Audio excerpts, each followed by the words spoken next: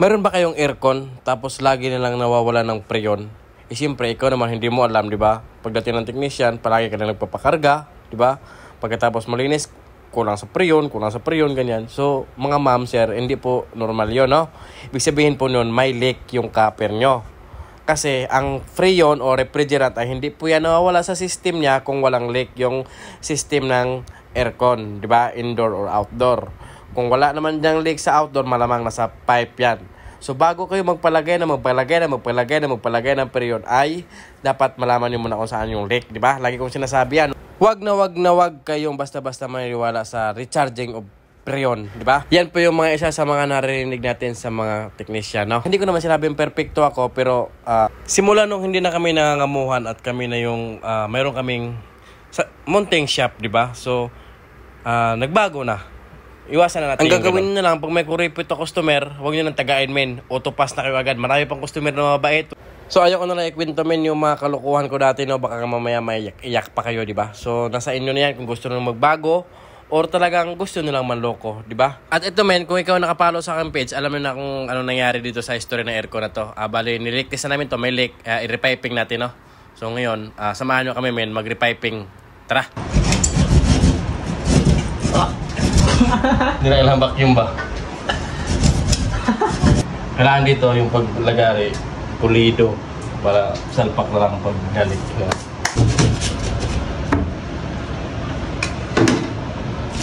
Oh.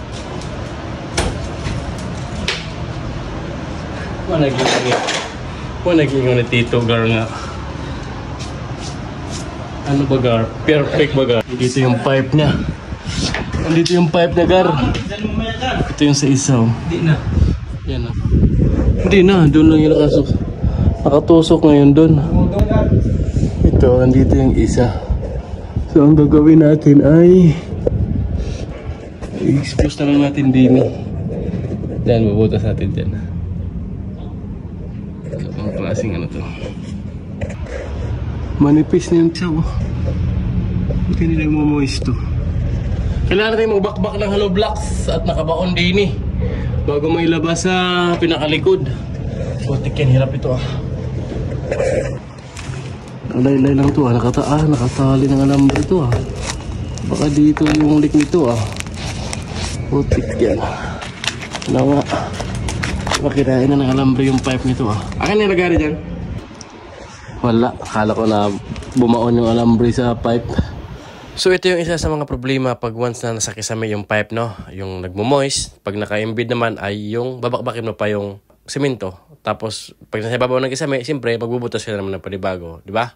So yan yung isa sa mga problema pag once na hindi siya naka-expose.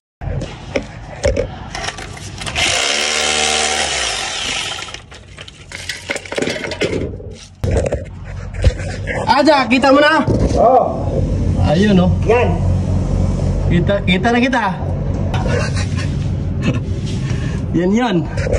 Yan yung lulusot natin diyaan. Di ba? Ano? Pansayin na natin ito luma. Karap ng pisto ko din Karap malansok. Yan. Tawakal doon nga. Sige.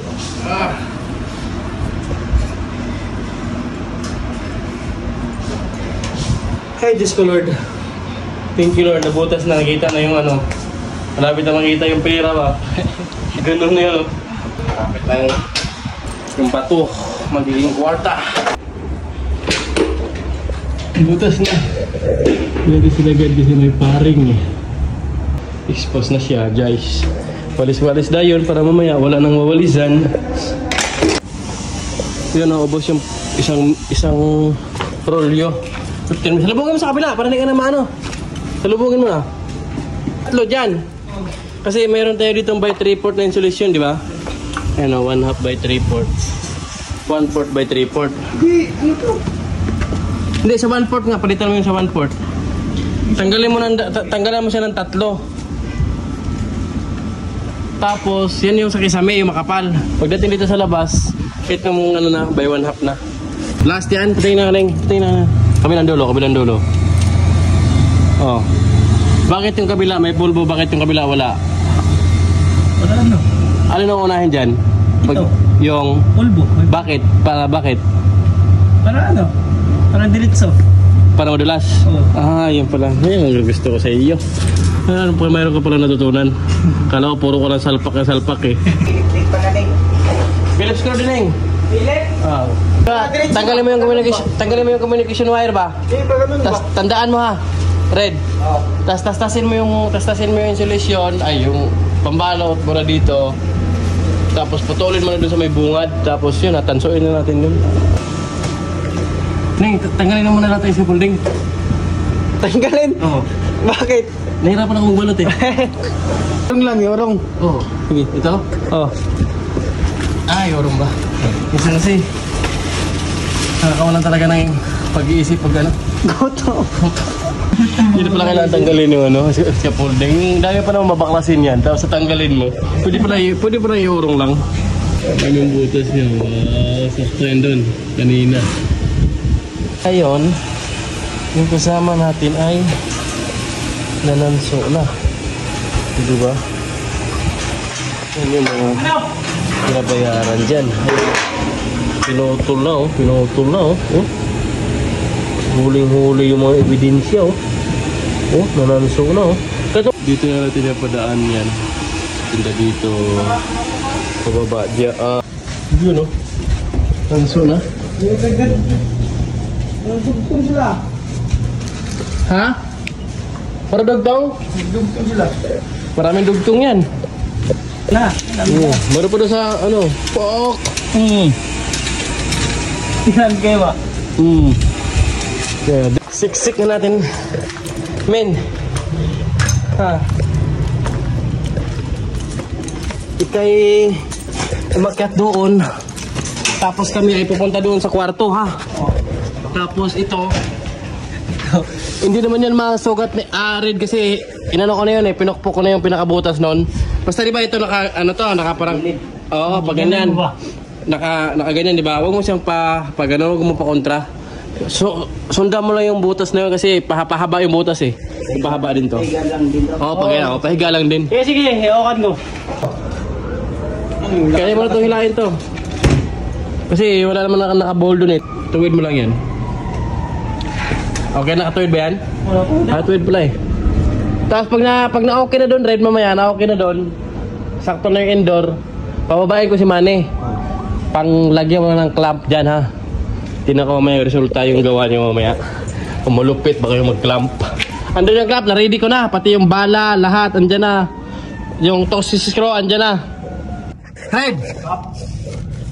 Okay na. Analayan mo lang yung ano, ha? Tulak, ha?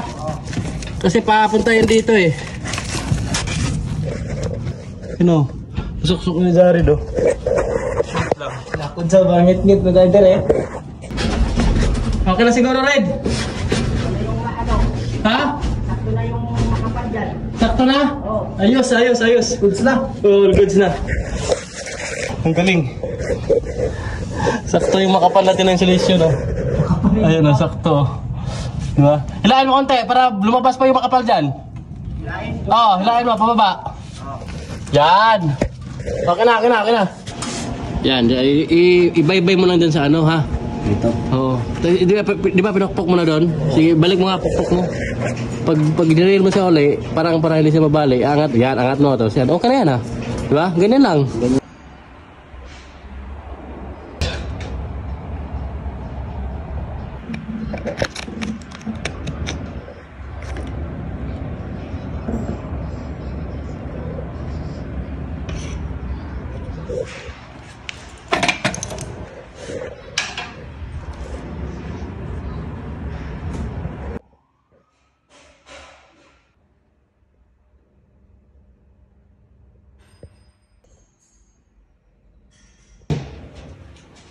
Retouch lang.